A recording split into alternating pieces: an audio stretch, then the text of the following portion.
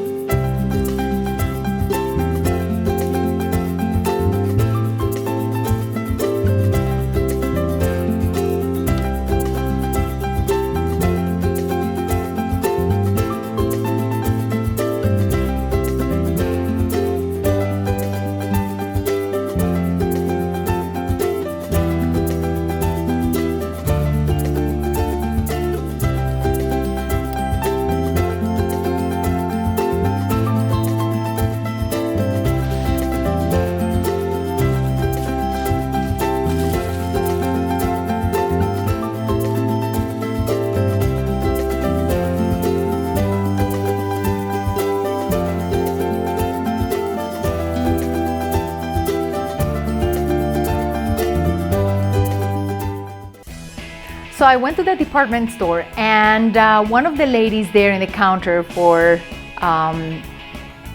Origins actually taught me a really cool way to save products. She suggested to, once I was not able to put more product out, in fact I cracked this one, to actually cut it, and you'll be amazed how much stuff I still had in this particular soap, facial soap. So I started doing it on pretty much any product, and this is supposed to be one of those that with pressure there is nothing else. And I was shocked to find I probably have a couple of months longer to use my product.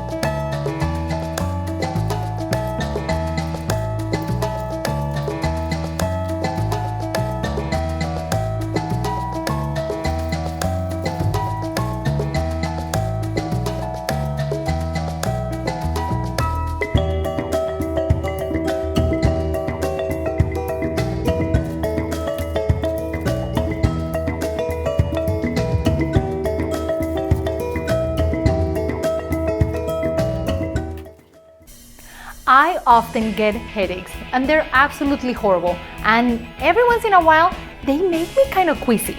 And a friend of mine who's a massage therapist told me that when she works with women who are pregnant, she helps them reduce the queasiness in the stomach by eating ice. Not only is the ice good to help you with the queasiness, but also when you apply it to your neck and your temples, it seems to help with the headache. So, ice chips for everyone.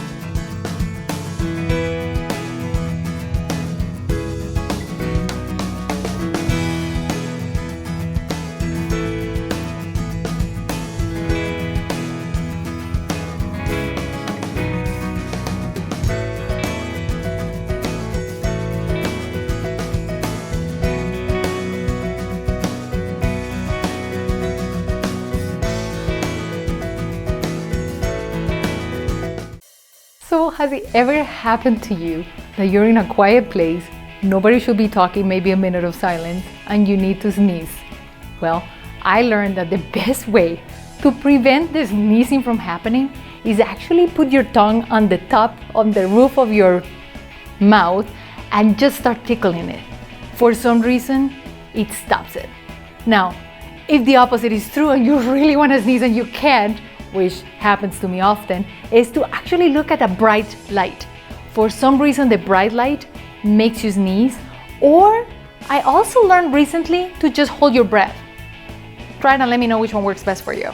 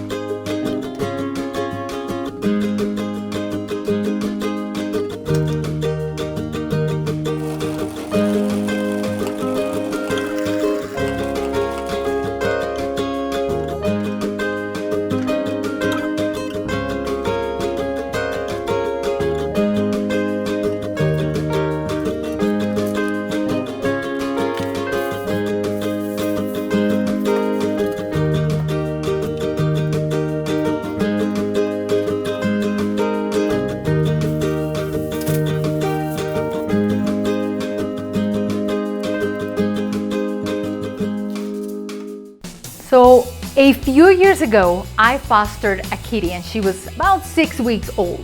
This cat was crazy. She climbed the curtain, she basically destroyed everything in the house. As a solution, the veterinarian suggested to trim her claws. Getting her accustomed to trim the claws, the best technique she taught me was to massage her paws, touch them often so that she became familiar with the contact and knew that every time I was trimming her nails, I was not about to hurt her. So it made it really easy. I didn't have to declaw her. According to the vet, you do not want to declaw your cat because it seems that the cats use their claws to stretch their backs and align their spine, and of course to protect themselves from any predators or be the predator. Anyway, it also worked with puppies too, so it was fantastic.